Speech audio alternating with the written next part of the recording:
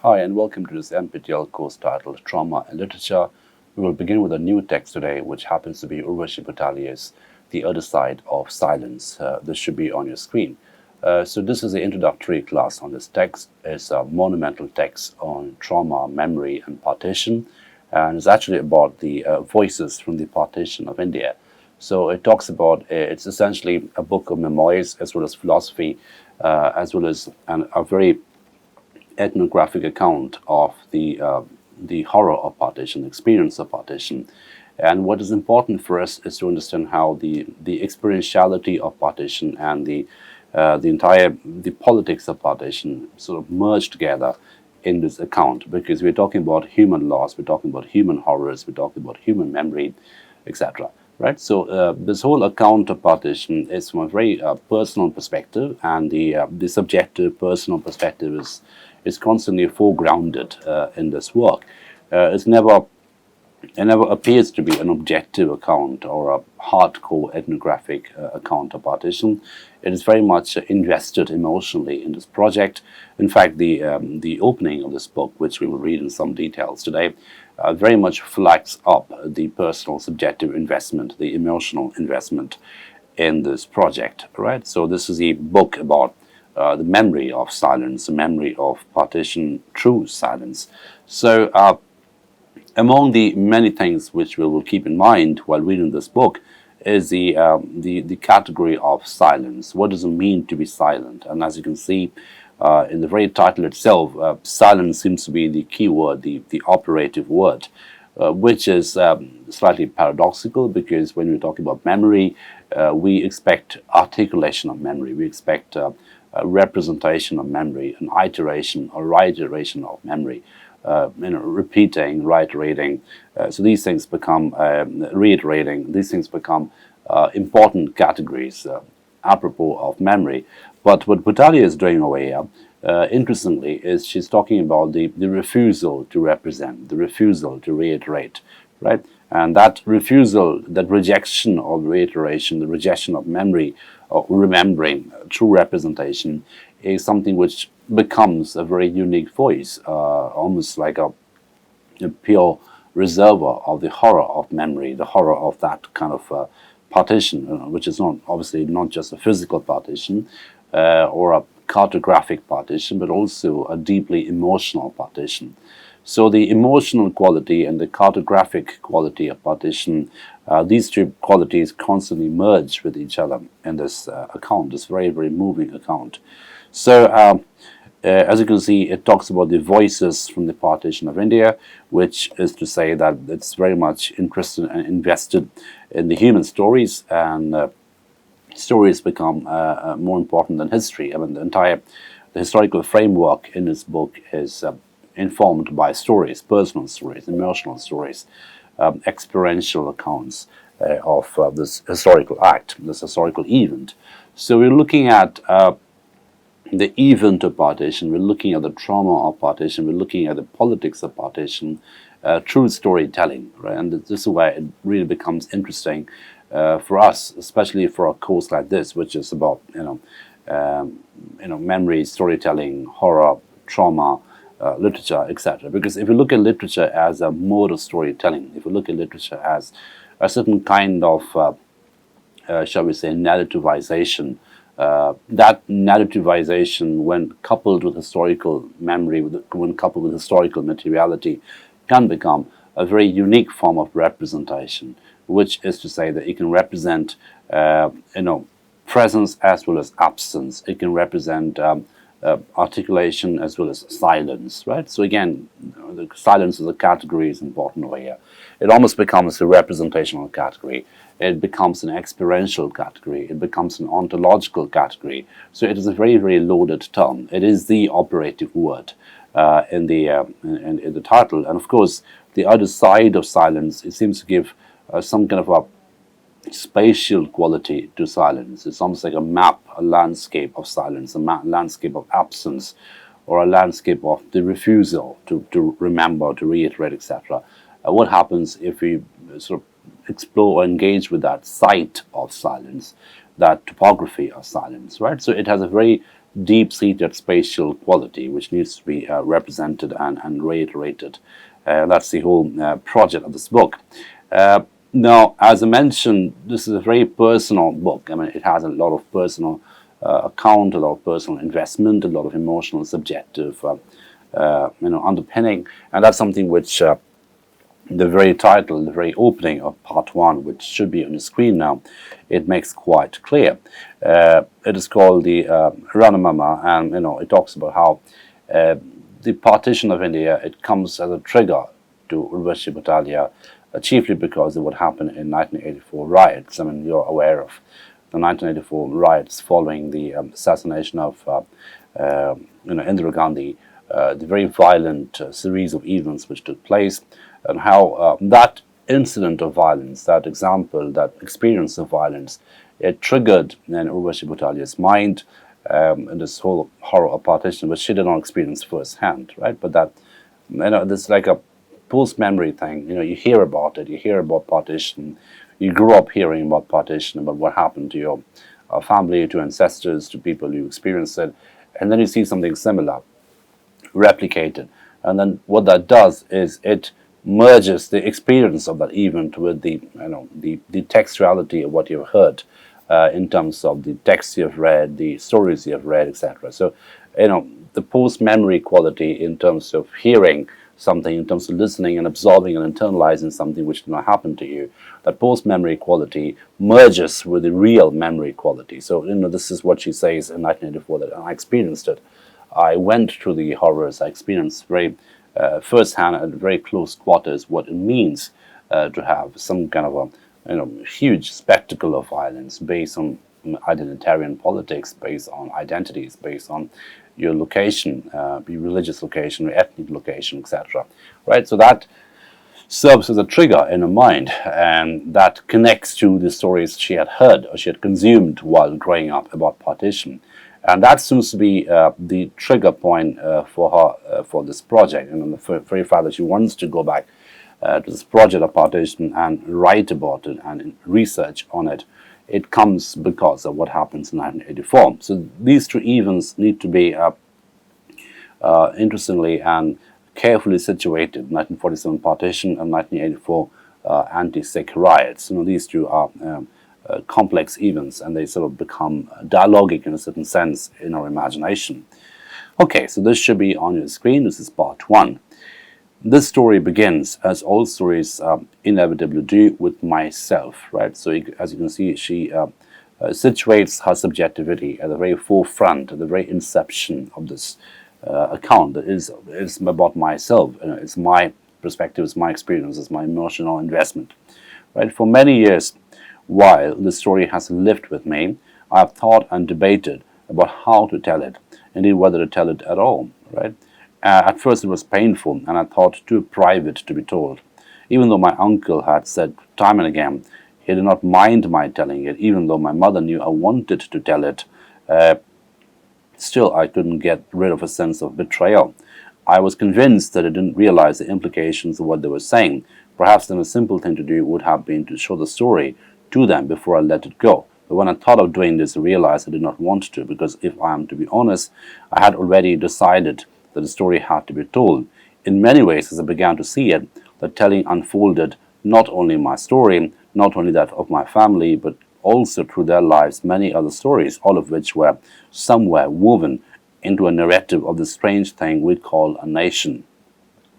This may sound very grandiose, and in telling of the story and all the others that follow, I don't mean to theorize about grand things, but I do want to ask questions, difficult, disturbing questions that have dogged me ever since I embarked on this journey, right?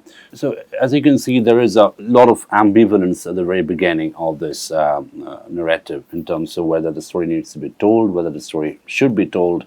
And the important thing over here is the constant reference to stories. Is something which is foregrounded, and this interconnectedness of stories, as a web of stories, as a sea of stories, right?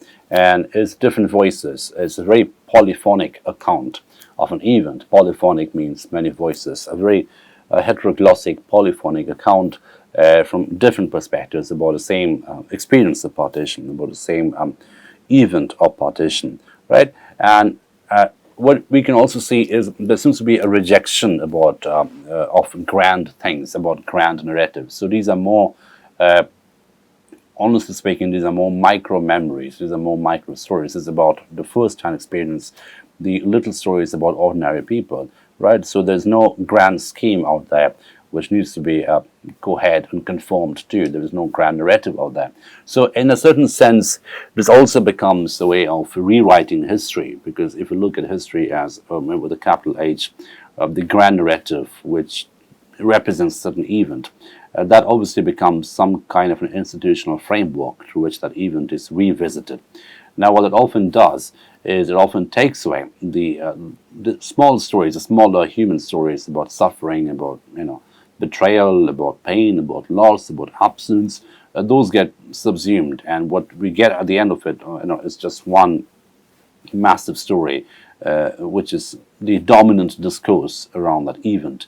Now, there seems to be a very clear effort on Butalia's part in this book to reject that grandness of history, to reject that supposed objectivity of history, to reject that claim of objectivity, the claim of something grand, something meta narrative and quality. That is to be rejected at all costs, and instead, what is to be what is to be brought up again, and what is to be almost celebrated are the human voices of suffering, human voices of the micro memories. See, and as you can see, the interconnectedness, not only my story, not only of that of my family, but also through their lives, many other stories, all of which were somewhere woven into a narrative of the strange thing we call a nation. So the strange thing we call a nation obviously is the aftermath of partition, the nation that appeared at the end of partition. So two nation states, as we know, Pakistan and India,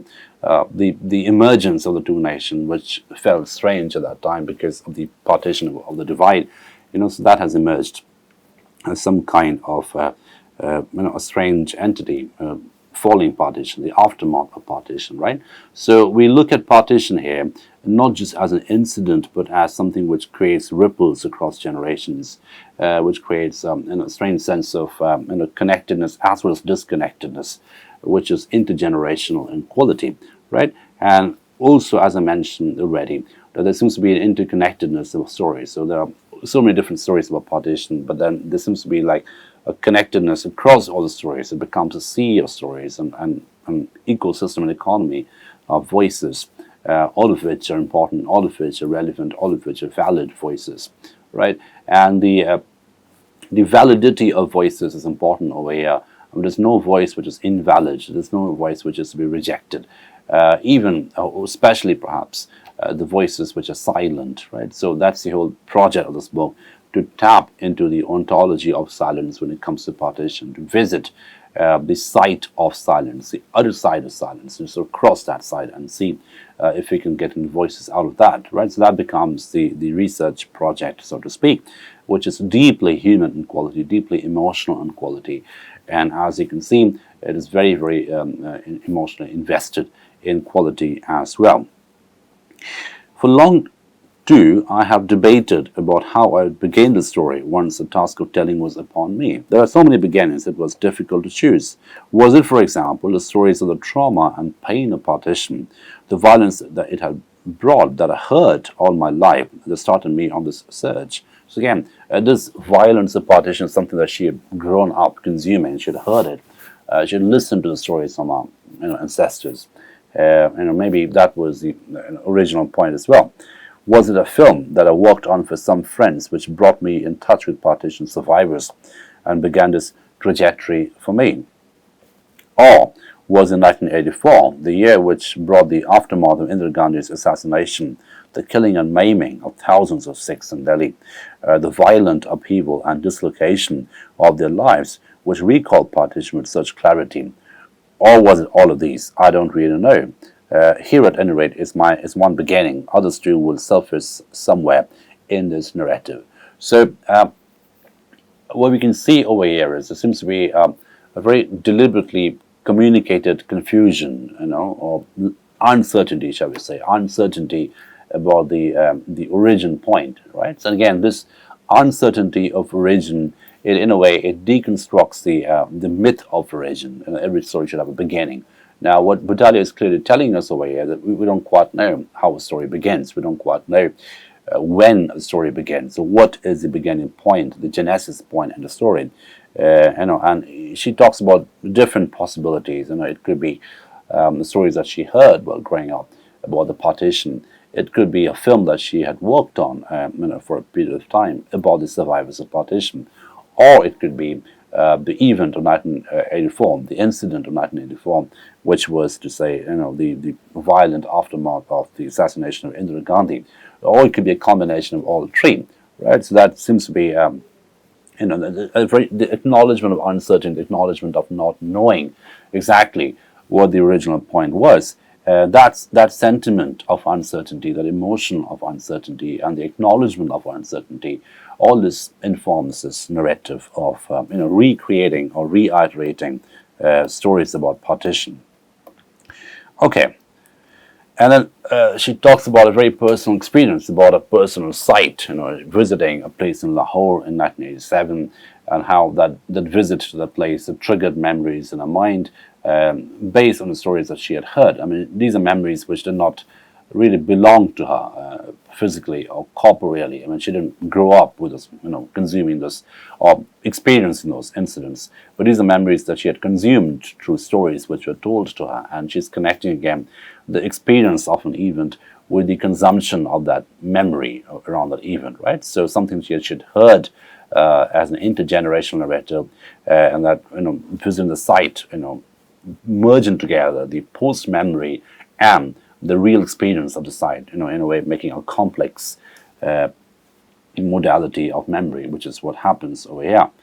It was around 10 o'clock on a warm summer night in 1987 that I found myself standing in the veranda of a rather decrepit old house in a suburb of Lahore. A dusty bulb hanging from a single plated wire cast a pale light on the cracked pistachio green walls. I was nervous, somewhat frightened, and also curious. The enormity of what I was about to do had only just begun to dawn on me, and predictably I was tempted to turn round and run. But there was nowhere to run to. This was Lahore. It was night. Women did not walk out into deserted streets, or indeed crowded ones, alone in search of non-existent transport. Right? So, if you look at the description away, it's obviously really rich in details and quite emotional as well. There seems to be a sense of alienation that is quite clearly there. I mean, she's standing in front of a decrepit house in Lahore and trying to navigate, trying to process what's in front of her. And then also a part of her is very afraid, a part of her wants to run away, but then the practicalities of that, and the impossibility of that is also there. She cannot go out in the streets of Lahore because no woman does that. And you can't have a non-existent transport, because it doesn't, it's not there. So this is Lahore, which is obviously not very cosmopolitan, obviously not very friendly or woman-friendly, and she seems to be trapped there, in something, in a narrative of her own design. So she had gone there, presumably, out of her own volition, but a part of her is frightened and wants to turn back, but then she also realizes it's a bit of a cul-de-sac. There's nowhere to turn to. It's a blind alley, and she has to navigate her way around it. So I did what I had come to do. I rang the bell. A short while later, 3 women came to the barred window. I asked if this was the house of the person I was in search of. Yes, they said, but he wasn't there. He was away on tour, unexpected home later that night. This is something I had not bargained for. For had he been there, I had somehow foolishly imagined he would know me instantly, despite the fact that he had never seen me before and was probably totally unaware of my existence. Vaguely, I remember looking at the floor for inspiration and noticing that engraved in it was a game of chopper that my mother had told us about. It was something, she said, that my grandfather had specially made for his wife, my grandmother. Gathering together my courage, I said to the 3 assembled women, I'm looking for him because I am his niece, his sister's daughter, come from Delhi. Right. So the relationship away is established, the kinship is established, and what we can see here is a very disturbing drama of connect and disconnect, right? So these are families which have been presumably partitioned by the act of partition, by the violence of partition, and this is an effort on her part to reconnect to her relationships, to her relations, to her relatives in Lahore. And as you can see, the way to connect over here becomes something which is almost quote-unquote trivial in quality. So she looks at the engraving on the floor, and that's something which reminds her of a game that her mother told her about her grandfather having done an engraving for his wife, her grandmother, right? So as you can see again, so the memory of something which is quite big and personal and emotional and existential is triggered by something which is supposedly banal, supposedly small, supposedly micro in quality, some engraving on the floor, right? And that triggers courage, that inspires her to talk about why she's there in the first place. And then she summons enough courage and tells the woman that she is from Delhi and she happens to be the niece of this person and she's come to see him. Door bolts were drawn and I was invited in. The women were Rana's wife, my aunt, and her daughters, my cousins. To this day, I am not sure if it was my imagination or if they were actually quite friendly. Now, this is the beginning of this really interesting entanglement of imagination and information. So she doesn't quite know, and she acknowledges uncertainty. She acknowledges a lack of surety about it. She's not sure whether it was an imagination, whether this actually took place. And imagination plays a very important part in the storytelling method. Because this is a story about what happened, it's a story about how she experienced this whole revisiting the past, and then imagination becomes a very important factor here because it sort of recreates the entire event in her mind, but then she's not sure whether what she's delivering or whether she's communicating actually took place or whether it was just a figment of her imagination, so that she's unsure of. And this uncertainty between imagination and information, which is also an entanglement of information and imagination, it informs this kind of storytelling, this modality of storytelling, right? Which is also about memory. So we're looking at a very complex cognitive relationship between memory, storytelling, and imagination, as we can see. I remember being surprised because they seemed to know who I was. So again, it's a very selective memory. So she remembers being surprised because they seem to know her, but she also doesn't quite remember whether it was her imagination or whether it really actually was the case that they were happy to see her, right? So, and also what we can see is what she remembers are emotions rather than facts, rather than details, right? So she's talking about the emotions of happiness, emotions of surprise, emotions of ambivalence, etc. So emotional memory becomes more important than, let's say, semantic memory about facts and figures. Okay. I remember being surprised because they seemed to know who I was. You must be Subhadra's daughter, they said. You look a bit like her. Looked like her, but they've never seen my mother, right? So again, the whole idea of not having seen someone physically, but being able to recreate that face imaginatively becomes important over here. Okay. At the time, though, I was too nervous to ask. I was led to a large, luridly furnished living room. For an hour we made careful conversation and drank Coca-Cola. Then my friend Firhana came to collect me. I knew her sister, Farida, and was staying at their house, right? So again, it's interesting how Coca-Cola appears over here as some kind of a symbol of globalized connect. Everyone's drinking Coca-Cola. It's a typical American product. It's also globalized in quality.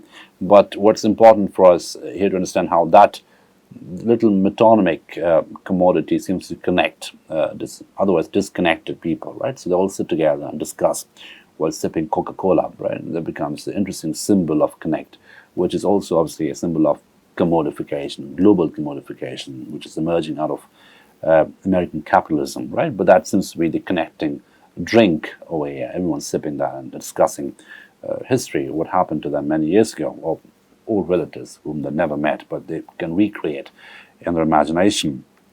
And then we are told how her friend Firhana came to collect him, and Farida was the sister in whose house that she was living in. So Firhana happens to be a friend, Fiorana's sister Farida is a person in which house, in whose home, the narrator, incidentally, Butalia is dwelling in.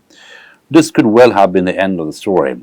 In a sense, not finding my uncle at home was almost a relief. So again, not finding something you wanted to find almost becomes a relief. So we have, just before this, we looked at Catch-22, where we saw that how the production of paradoxes is a very complex cognitive condition. It's not just only about laughter, it's also about, failure of expectation. It's also about how you respond to failed expectations, sometimes with a different kind of response. Right? Sometimes it's not necessarily a bad thing, sometimes it could be a good thing. A failure could also be a good thing. And what paradox does in a very interesting way is that it blurs away the borderlines between ontological opposites. Right? So not finding someone would normally be a source of unhappiness, but over here it's almost a relief not finding the person, which means there's a closure and she can go back.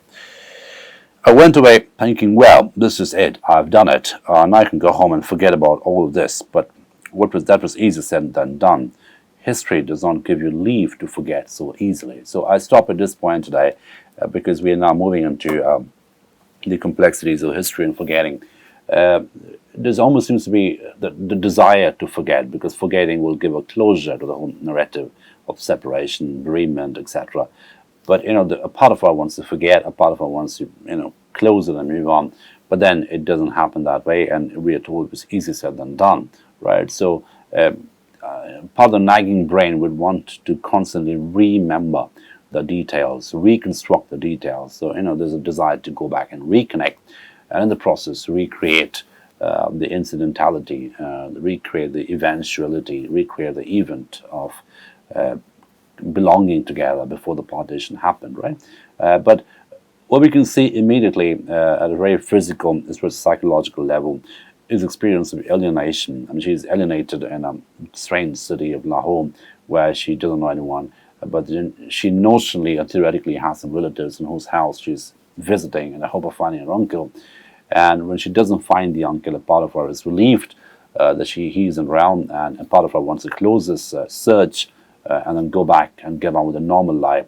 But then that doesn't happen, and we are told that history does not leave you to forget or give you permission to forget so easily. So forgetting becomes almost an act of agency, almost an act of a political act. History doesn't allow you to forget so easily. So forgetting is a complex cognitive activity, which is also quite collective and more often than not political in quality. And again, we're looking at the politics of remembering and forgetting, and the emotions of remembering and forgetting, and how these two orders are connected to each other in very asymmetric and complex ways. Right, so this is the beginning of this very, very moving book, The Other Side of Silence. We'll just move on to the other sections in the subsequent session.